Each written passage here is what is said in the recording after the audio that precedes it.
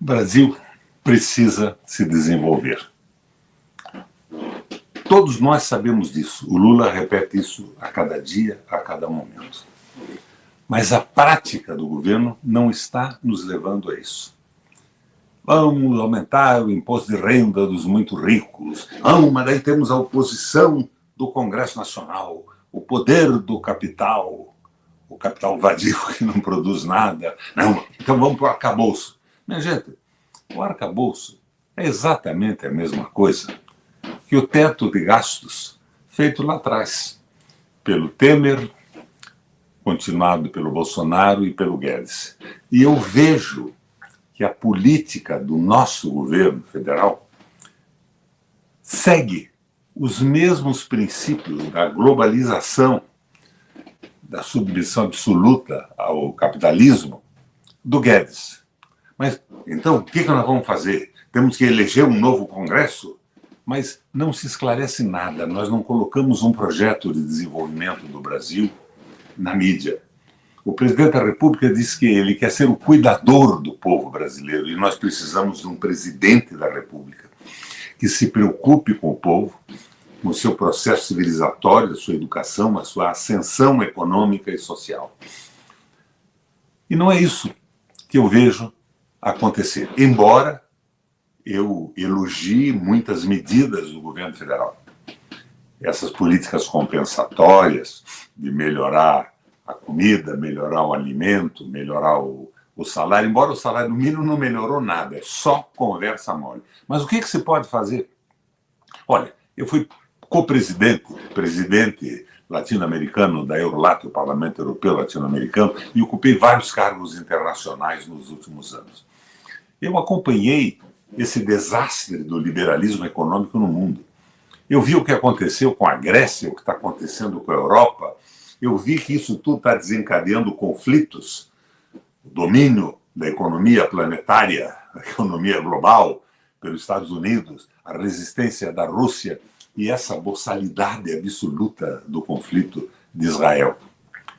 Os palestinos estão sendo massacrados, o que não significa que a gente concorde com a violência terrorista do Hamas. Mas agora são bombardeios e milhares de pessoas, de crianças principalmente, morrendo em Gaza. Não tem realmente nenhum sentido isso. E, no fundo, o que quer os Estados Unidos, aliado de Israel, é tomar conta de toda a área, colocar um enclave definitivo naquela região. Mas e o Brasil? Como é que nós podemos desenvolver o país?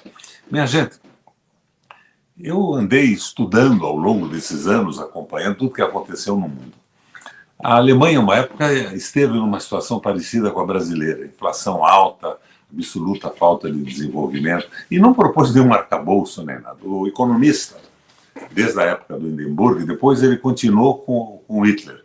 Mas eu quero falar sobre a economia, não sobre a boçalidade absoluta do nazismo, que é repetida agora, de certa forma, com essa visão sionista de raça superior, de domínio absoluto de Israel e da região da Palestina. Não tem cabimento isso. É uma deficiência do processo civilizatório do mundo.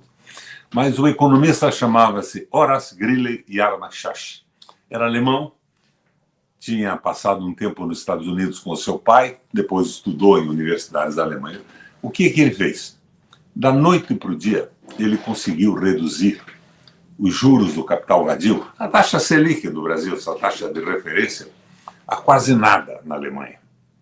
Então, os donos do grande capital diziam, meu Deus, o que vai acontecer com a gente?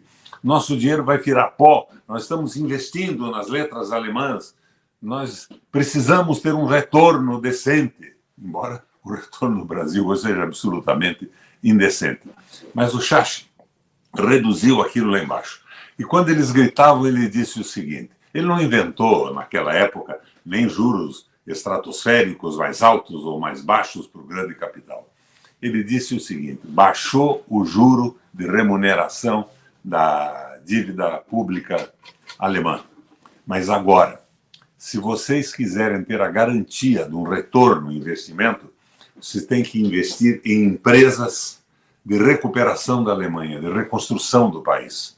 as autobans começaram, inclusive a indústria armamentista também foi inicial disso e foi abandonada na sequência. E se vocês investirem nesses grandes projetos, vocês terão a garantia de um juro, à época, se não me engano, alguém me corrija aí posteriormente, seria de 4% e 4,5% ao ano. E o pessoal ficou satisfeito. Então, eles não tinham mais aquele dinheiro parado à custa da miséria do país, mas se eles investissem produtivamente nas empresas de reconstrução da Alemanha, eletricidade, as autobans, estradas, mineração, indústria metal-mecânica, eles teriam uma remuneração razoável. E ali começou a recuperação da Alemanha. Por que nós não fazemos uma coisa semelhante? Por que nós não propomos para os donos do capital, que está aqui dentro, uma remuneração razoável, mas descemos para zero a remuneração do capital vadio da rolagem da dívida pública? Nós estaríamos retomando o desenvolvimento. Minha gente, deem uma olhada no Horace Greeley e Al-Nashashi e o milagre da recuperação alemã. Olhem o que está fazendo o mundo, o que está fazendo a China, o que está fazendo o próprio Estados Unidos, com as finanças funcionais, emitindo para criar empregos e levantar a tecnologia que estava parada nos Estados Unidos, como está totalmente parada no Brasil. Tem solução, mas a impressão que eu tenho é que os nossos donos da economia optaram pela globalização e pelo domínio absoluto do capital.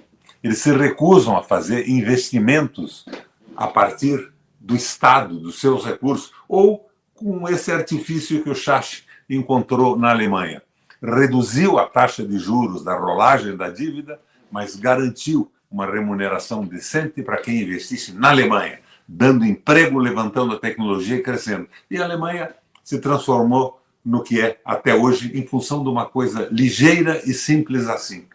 O resto, minha gente, é conversa mole. Precisamos ter um projeto de governo com clareza. Eu não entendo como é que seguimos até hoje a linha do Guedes. Tanto é que vocês verificam que o Guedes está elogiando a nossa diretriz econômica a partir da ação do nosso governo federal. Um abração do Requião. Vamos pensar nisso juntos, vamos verificar que estamos num caminho errado. Um abraço, minha gente.